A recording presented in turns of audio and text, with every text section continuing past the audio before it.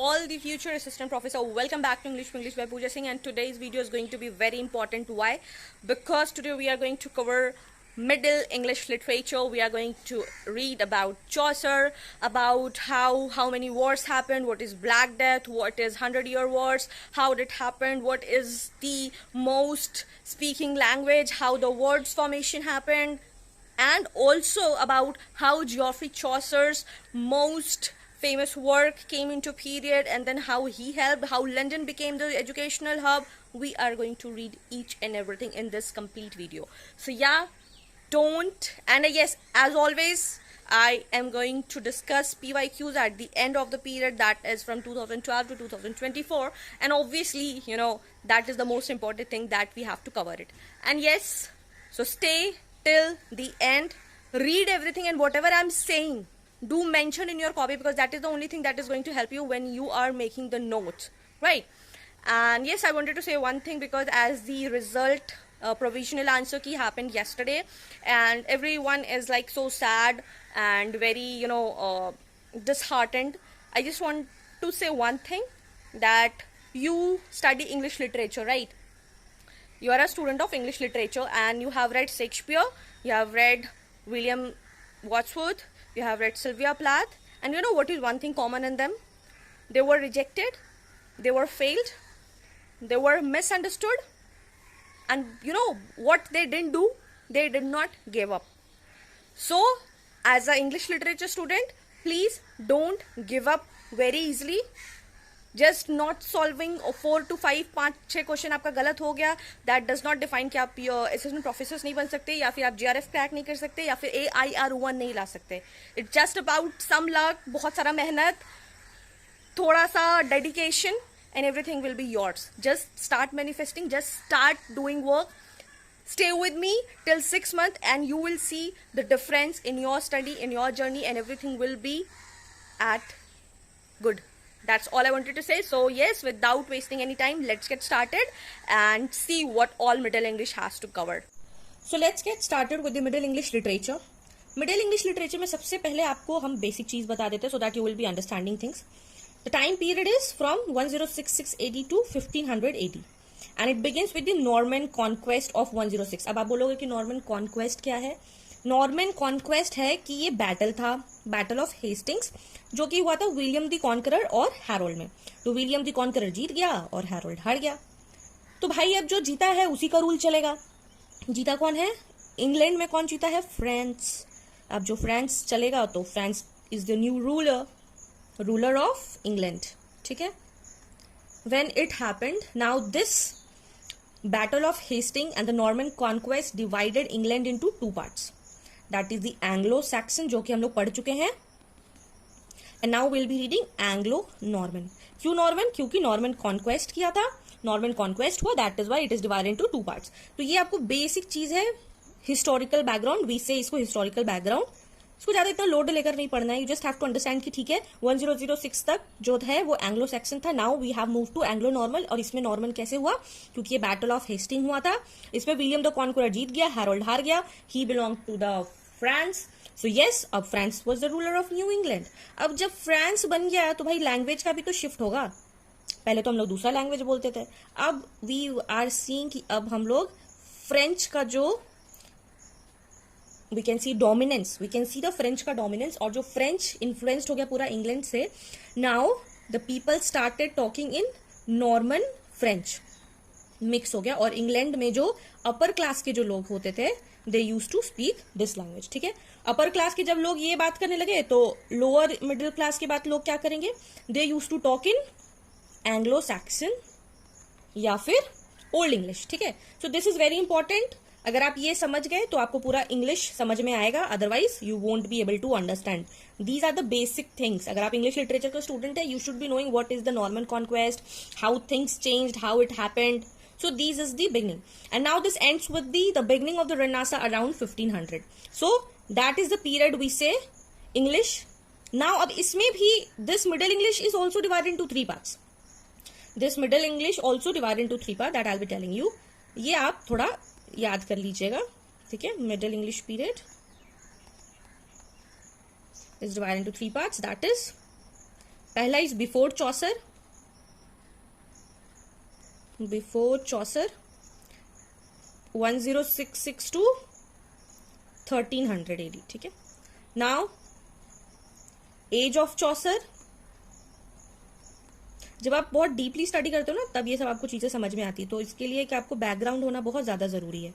So you must having a background so that you will understand things. Okay, and then this is the age of revival.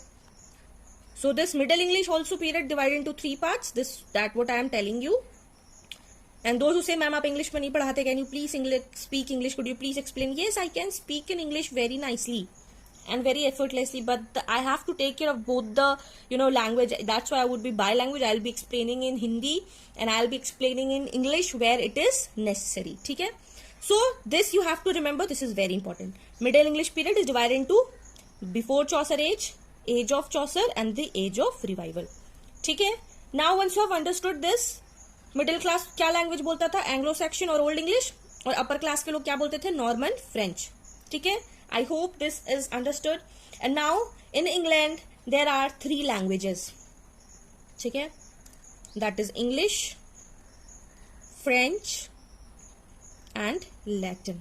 क्योंकि इसका भी अब influence हम लोग देखने लग गए थे. Okay. So now when I have made you understand this thing, अब you will understand कि यहाँ पे क्या लिखा हुआ है और आपको समझ में आएगा चीजें. ठीक है. So now French and Latin have influence on vocabulary. क्यों भाई vocab पे क्यों influence होगा? क्योंकि भाई जीत गए ना हम लोग, तो रूलर है इंग्लैंड के. That's why we'll understand and that's why we have the dominance. Now feudal society, religious dominance, Catholic Church क्यों होने लगा? क्योंकि we in the last chapter, if you haven't watched, go and watch that, Anglo-Saxon का, we have seen कि Saint Augustine Christianity को लेकर आ रहे थे and now we have seen the Catholic Church पे dominance इनका ज्यादा था. Now the rise of Middle English dialects वही mixed basis of modern English, ये सारा अब rise होने लगा था जितना भी dialects था. ठीक है. That made, and this is also a PYQ. Now I remember, this is also a PYQ कि England became the language 3 language countries for century. What were the languages? So the language was English, French and Latin, and this has been asked in 2013. Go and check if you don't believe on me. Okay. Now in this period major genre क्या था? Allegories, religious drama, state satire and courtly romance. ठीक है. Now the important thing, ये बहुत ज्यादा important है, इसको आप in depth में भी पढ़ सकते हैं. I'll make you understand in short, but if you want to go and read, you can read it in depth also. This is very important. ठीक है. इसमें जो सबसे important है Norman Conquest, we just explained. Magna Carta. Now we'll be talking about Black Death. Black Death क्या था? Black Death, it was spreaded by rats. ठीक है. इसी को हम लोग द प्लेग बोलते हैं. और ये इसलिए इंपॉर्टेंट है क्योंकि इसके बाद जितने भी spelling mistake, just a second, इसके बाद जितना भी वर्क होगा ना सारे में इसका रेफरेंस होगा. ठीक है. The works will be there in this period और द मूविंग पीरियड, सारे में इसका रेफरेंस होगा. So that is why it is very important events. You will be seeing the references in all the works. आगे जो भी works होगा इसका रेफरेंस दिया जाएगा. ठीक है. रैट्स द प्लेग की वजह से होने लगा था. एंड व्हाट हैपेंड कि इसमें 1/3 population died of Europe because of plague. ठीक है. उसके बाद नाउ दिस ब्लैक डेथ पे क्वेश्चन अराइज होने लगा था. किस पे क्वेश्चन अराइज होने लगा था? क्रिश्चियनिटी पे. क्यों? क्योंकि अभी तो हम लोग देख रहे थे कि क्रिश्चियनिटी पे बहुत ज्यादा डोमिनेंस था, सब लोग क्रिश्चियनिटी को मान रहे थे. बट नाउ पीपल आस्किंग कि why, what is the power of clergy, क्यों क्लर्जी कुछ नहीं कर पा रहे हैं. नाउ सुपरस्टिशंस और faith was lost. Superstitions and faith was lost. कोई बिलीव नहीं कर रहा था. एंड हियर वी ओनली सी कि साइंस का, यहाँ पे साइंस और डेवलपमेंट का एंट्री होता है. And now people started on believing science and development. And why it has been started? Because science has the healing power. And when I say science has the healing power, इसका मतलब क्या है कि people doctors में believe करने लगे और people superstitions और faith lost हो गए. क्योंकि क्लर्जी बोलता है ठीक है, फादर बोलेंगे नहीं आप ये कर लो वो कर लो. नहीं, नाउ बातचीत से कुछ नहीं हो रहा था. Now the science has taken entry in it. So that is why it is very important to know what the Black Death was. Now we'll be talking about 100 Years War.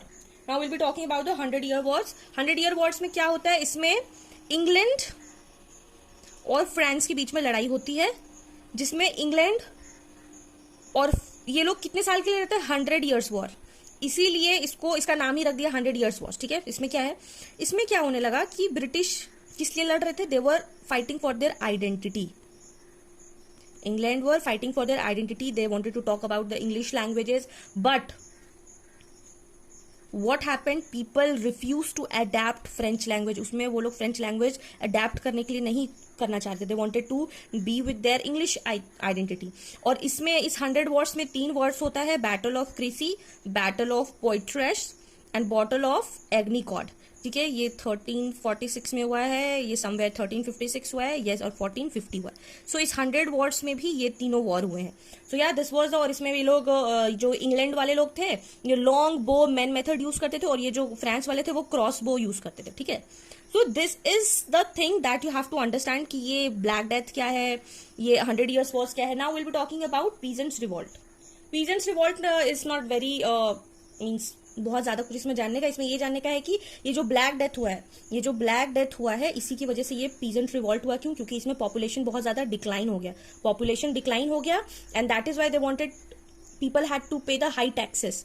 बहुत ज्यादा tax वो लोगों को high पे करना पड़ रहा था, and that is why they wanted कि फिर क्या किया ये लोग, पीजेंट रिवॉल्ट वाले लोग क्या किया, टावर ऑफ लंदन, ये है, ये बस याद करना आपको, टावर ऑफ लंदन में जाके सबको कैप्चर कर लिया जहां पे aristocratic people use to live. तो this was the peasant revolt. They didn't wanted to pay the high taxes. इसमें बस ये याद करना, they didn't wanted to pay the high taxes. And इसका जो रिवॉल्ट का जो आप बोल सकते हो कि who lead the team, so it was Wat Tyler and John Ball. तो ये लोग टीम को लीड कर रहे थे. ठीक है, so this was the thing. So important events, ये बहुत इंपॉर्टेंट है. इसमें आप मिडिल इंग्लिश में पूरा रेफरेंस, जितने भी राइटर्स है सबका रेफरेंस आप इसमें देखोगे. नॉर्मन कॉन्क्वेस्ट क्या है, मैग्ना कार्टा क्या है, ब्लैक डेथ क्या है, 100 ईयर्स वॉर क्या है, और पीजेंट्स रिवॉल्ट क्या है. So this is very very very important, so that you have to know this thing. ठीक है, I am trying my level best की इन शॉर्ट में हम कितना सब कुछ समझा सकें. ठीक है, वी हैव रेफर्ड दिस की फीचर्स. सो आई होप कि मिडिल इंग्लिश पीरियड का आपका हिस्टोरिकल बैकग्राउंड क्लियर हो गया है, की फीचर्स क्या है, important events क्या है. Now we'll move to the PYQ. So which events marks the beginning of the Middle English period? So Norman Conquest. ठीक है, now we'll be talking about the literary forms of the period. ठीक है, थोड़ा zoom in. Yes, literary forms क्या था? तो it was religious mystery, mystery place किस पे स्टोरीज होता था, बिब्लिकल स्टोरीज पे, क्रिएशन कैसे हुआ, नोआ क्या हुआ.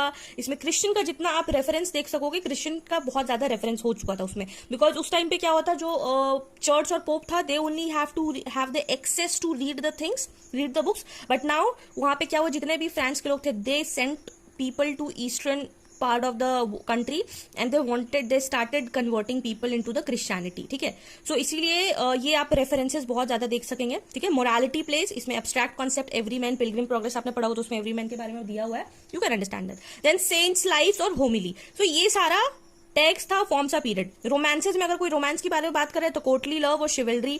Example sir Gawain and green knight के बारे में लिखा है, अर्थेरियन किंग के बारे में लिखा हुआ है. एलिगेरिकल poetry, Piers Plowman by William Langland, and in this you can see religious reform, social satire, how it is happening, why it happened. and ये इसमें ये जो किंग आर्थर थे, इनका एक बहुत बड़ा ग्रुप था. ठीक है, किंग आर्थर का एक बहुत बड़ा ग्रुप था, राउंड टेबल कॉन्फ्रेंस रहते थे. इसमें जो किंग था, किंग, और इसमें जो एक नाइट था, तो किंग की वाइफ और जो एक नाइट था उसका अफेयर चल रहा था.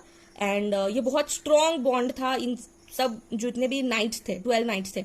But when the King Arthur came to know about the infidelity of his wife and the knight, this strong bond broke, and यही King Arthurian पे based है. ठीक है, now prose Mortary Arthur by Thomas Malory, collection of King Arthur legends. तो यही सारा आपको story देखने को मिलेगा. Now we'll be quickly moving to the PYQs. Who wrote Piers Plowman? That is William Langland. Direct question it has been asked. Which is the most famous Middle English romance? It was Sir Gawain and the Green Knight. Now we'll be talking about Geoffrey Chaucer. very very important. आप इनके बारे में जितना पढ़ लीजिए उतना कम है. And PYQ पे when we were discussing, तो हम लोग कैंटरबरी टेल्स पे बहुत फोकस किया. ठीक है, and we did not focused on the lesser known works. तो yes, NTA played here. They asked the lesser known poets or works. तो कोई बात नहीं, we'll prepare this time very nicely. So yeah, Geoffrey Chaucer, known as the father of English poetry, if you don't know, born in 1343 and died in 1400. He was a courtier, diplomat, poet, and first poet buried in the Poets' Corner. That is a big thing in the Westminster Abbey. So this is a थोड़ा सा इनके बारे में brief. Now we'll be talking about the Canterbury Tales.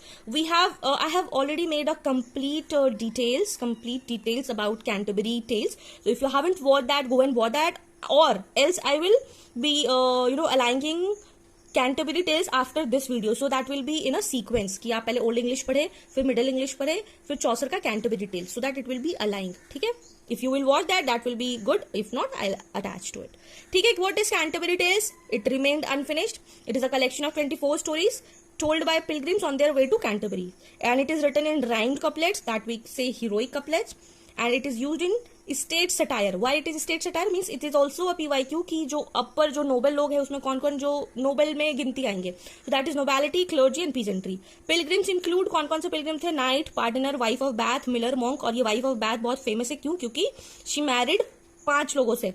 ठीक है, और अभी भी she is not satisfied in this. And इसमें जितना भी ना आपको ये बताया गया सिंस क्या होता है, सिंस और मोरालिटी. ठीक है, जितने भी स्टोरीज आप पढ़ोगे इन डेप्थ में, it is all about sins and morality, क्या मोरल वैल्यूज आपको मिल रहा है. ठीक है, now the next question is how many tales were planned in the Canterbury Tales. Earlier it was planned that 122 tales per pilgrim, 30 pilgrims were there, but Chaucer completed only 24. So this is additional information that you should be knowing. The other works when you're talking about the Troilus Cressida, that epic romance is 8,000 lines tragic love story, and this has been asked in your June 2025. Then the Book of the Duchess, it is written for the elegy of Blanche of Lancaster. Then Parliament of Fowls, इसमें आप bird debate देखते हैं, allegorical है. Then the House of Fame, it is a dream vision because Chaucer saw this entire in dreams. It is all about dreams. ये पूरा story dreams में ही चलता है. Then A Legend of a Good Woman. So this all works has been asked in June 2025. So yes, you have to know the names. अगर कुछ writer के बारे में पढ़ रहे हो, at least read them. Read them. तो so that आपको पता होगा कि ये work है, ये work नहीं है. ठीक है. Now, what is the meter used in Canterbury Tales? It has been used iambic pentameter. Who is considered as the father of English poetry? It is Geoffrey Chaucer. The Wife of Bath belongs to which collection? It belongs to the Canterbury Tales. Now we'll talk about the language and the style. So language was Middle English, and that is the close to modern English. Influences Latin और French का हम लोग influences देख सकते हैं. Style was narrative poetry, irony, satire, that includes the whole works, not a single work. ठीक है. Chaucer used humor, realism, character depth, and awesome. Means when you will read his work, it's awesome. Means whenever you get a free time, please read it. It's amazing, amazing. Okay. And general prologue from the Canterbury Tales. What in April is it shows to translation is that when April with the sweetest shower. Do let me know in the comment section what is the opposite of it. That April is the cruelest month. Do let me know in the comment section who said this about April is the cruelest. Okay. Now Chaucer wrote in which dialect of English? He used to write in East Midland dialect. And also I want to tell you that Chaucer used rhyme royale. ठीक है, ये आपको पता होना चाहिए. He used rhyme royale and he is more of satirist. उनको मजाक करना बड़ा पसंद था. ठीक है. एंड अगर थीम्स के बारे में if we'll talk about themes, so yeah, he is the best when it talks about the character portrayal. Means he knew कि what his reader wants to read. He just truly portrayed the mankind. And I have read his the Canterbury Tales में Nun's Priest Tale. It's amazing. When you will read, no, you will understand कि हाँ ठीक है, we all want कि flattery हो, थोड़ा हमारा कोई तारीफ कर दे. But when appreciation turns into flattery, mind it, you are going down. You are going to lose it all. Why? When appreciation turns into flattery, people take advantage of yours. ठीक है. So never get into flattery. अगर आपका कोई ज्यादा तारीफ कर रहा है, मीठी मीठी बातें कर रहा है, आप सतर्क हो जाइए. Be aware of it. Nobody, see, this life is something like that कि if somebody is very soft spoken to you and he is very dangerous, he or she is very dangerous. ठीक है. तो yeah, this was Chaucer. He used rhyme royale, satirist, character portrayal of mankind, and he was also a good observant. So yeah, this was from my side. Let's quickly sign off this with the PYQs. Who wrote the Troilus Cressida? Chaucer. How many tales did Chaucer complete? 24.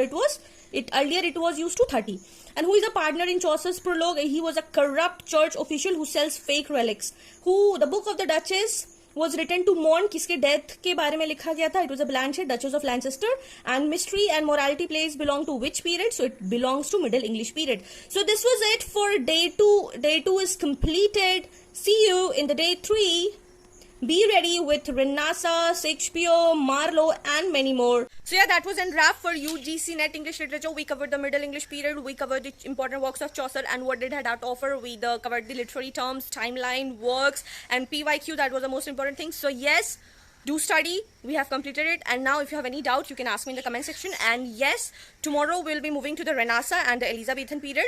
So yes, be ready for it, and in the comment section write I am ready for Chaucer, because since you have read it everything, and if you want to go in detail, Wikipedia is there. Go read, work on yourself, right? And for tomorrow's, make sure you have studied Shakespeare, make sure you have studied Marlowe and Sidney. So be ready, don't come with a खाली दिमाग, ठीक है? खाली दिमाग से कुछ नहीं होगा, आप अपने भी दिमाग में कुछ पढ़ के रहो, so that when I'll read or make a video, so that you will understand and it will be easy for you to connect things, right? So yes, if this video is helpful to you anywhere, do not forget to like, share with your friends, subscribe to join me with the 6-month journey till you crack your JRF. Till then, bye bye, take care.